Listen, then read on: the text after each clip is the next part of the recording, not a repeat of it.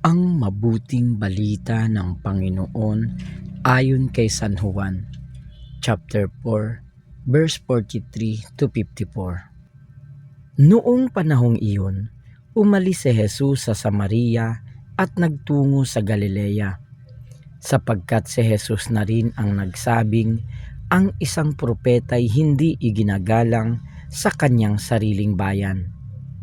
Pagdating niya sa Galilea, ay mabuti ang pagtanggap sa kanya ng mga taga roon, sapagkat nasa Jerusalem din sila noong pista ng Paskwa, at nakita nila ang lahat ng kanyang ginawa roon. Nagpunta uli si Jesus sa Cana, Galilea. Doon niya ginawang alak ang tubig. Doon naman sa Capernaum ay may isang mataas na pinuno ng pamahalaan at may sakit ang kanyang anak na lalaki. Nang mabalitaan niyang bumalik si Jesus sa Galilea mula sa Judea, pinuntahan niya ito. Pinakiusapan niya itong pumunta sa Capernaum at pagalingin ang kanyang anak na naghihingalo. Sinabi sa kanya ni Jesus, "Hanggat hindi kayo nakakikita ng mga palatandaan at mga kababalaghan, hindi kayo mananampalataya." Ngunit sinabi ng pinuno, "Tayo na po, Ginoo, bago mamatay ang aking anak." Sumagot si Jesus, "Umuwi na kayo, magaling na ang inyong anak."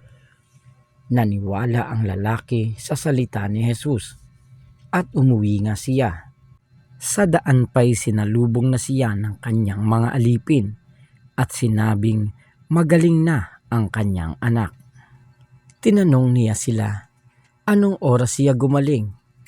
Siya po'y inibsan ng lagnat kahapong mag-aalauna ng hapon. Tugon nila. Naalala ng ama na noong oras na iyon, sinabi sa kanya ni Jesus, "Magaling na ang iyong anak."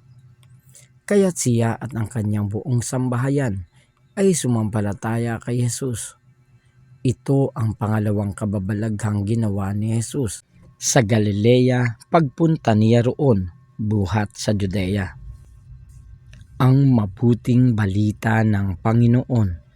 Pinupuri ka namin, Panginoong Hesukristo.